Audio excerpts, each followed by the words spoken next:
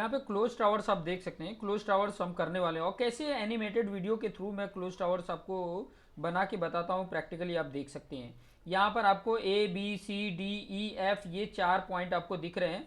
सबसे पहले मैं क्या करूँगा, ए पर मैं इंस्ट्रूमेंट को रख दूंगा, ठीक है। इंस्ट्रूमेंट पर रख के देखिए ए पर इंस्ट्रूमेंट रख दिया गया है। फिर उसके बाद से ए से बी की तरफ बाइसेक्ट कर रहे हैं, ठीक है। जो आप यहाँ पर देख सकते हैं बी की तरफ बाइसेक्ट किया, जो एंगल आया वो मैंने ए बी के 4 बियरिंग यहाँ पर नीचे फील्ड बुक में आप देख सकते हैं।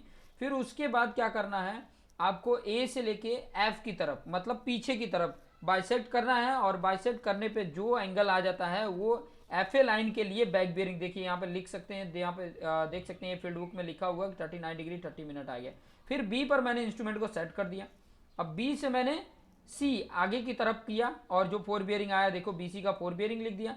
और बी पॉइंट से ही मैं उसके पीछे ए पे लेकर जाऊंगा, बाइसेक्ट करूंगा, और जो एंगल आएगा वो मुझे ए बी लाइन का बैक बियरिंग मिल जाएगा। तो देखिए ए बी लाइन का बैक बियरिंग आ गया 327 डिग्री।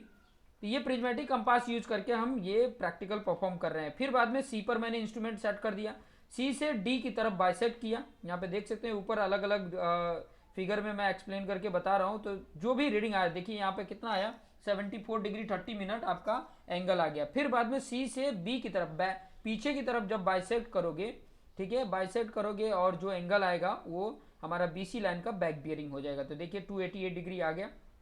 फिर डी पर इंस्ट्रूमेंट को सेट करेंगे, टेम्परेरी एडजस्टमेंट करने के बाद से हम D2E की तरफ बाइसेक्ट करेंगे, एक स्ट्रेट लाइन में आ जाएगा। तो जो एंगल आएगा वो D2E लिख दिया, 43 डिग्री आ गया, ठीक है। ये नॉर्थ के साथ होता है WCB। फिर बाद में डी से पीछे सी पर किया, तो फिर बाद में उसकी बैक बेयरिंग DC मतलब CD का बैक बेयरिंग मिल गया 254 डिग्री 30 मिनट।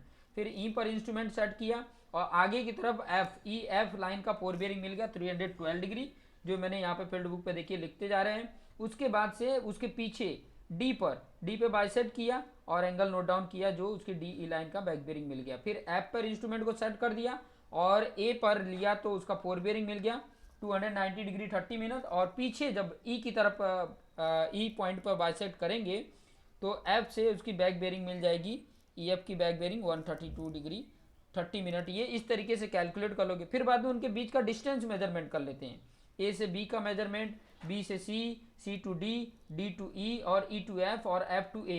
ये डिस्टेंस देखिए, डिस्टेंस मेजरमेंट करके 88 आया ए बी का, बी सी का 102 आया, सी डी का 115 आया। फिर बाद में एफ और डी का 123, और एफ ई का 96, एंड एफ ए का 107 डिग्री। इस तरीके से डिस्टेंस मेजरमेंट हो गया। फिर डिस्टेंस मेजरमेंट करने के बाद से आपके सामने ये सारी वैल्यू आपके डिस्टेंस के साथ यहाँ पर लिखी हुई आगे देखें, ठीक है।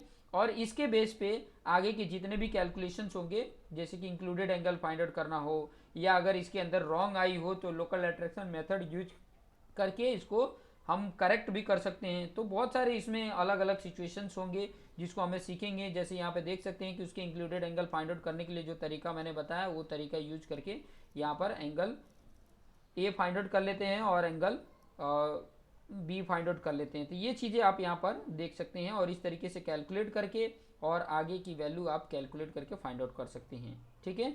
ये कैलकुलेट करोगे तो आपकी वैल्यू, सारी वैल्यू देखो ABC। फिर उसके बाद से चेक करने के लिए यहाँ पर देख सकते हैं, उसको अगर चेक करना है तो इन सभी एंगलों को ऐड कर लोगे। फिर बाद में चेकिंग करने के लिए फॉर्मूला होता है 2n-4 इंटू 90, ठीक है। सभी एंगल का सम जितना आता है उतना ही 2n-4 इंटू 90। एन क्या है, नंबर ऑफ एंगल बोलो चाहे नंबर ऑफ साइड बोलो, वो यूज करोगे तो इसकी वैल्यू भी आपकी क्या आनी चाहिए, सेम आनी चाहिए, जो सभी एंगल इंटरनल एंगल को ऐड करने पे आती है। तो ये चेक करने के लिए है।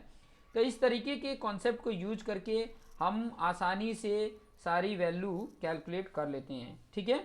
ये टेक्निक होता है, ठीक है। मैं जो समझाना चाहता था, बार बार मैं आपको यही बताना चाहता हूँ कि इस तरीके से हम प्रैक्टिकल परफॉर्म करते हैं, इस तरीके से उसके डेटा को कलेक्ट करते हैं, और डेटा कलेक्ट करके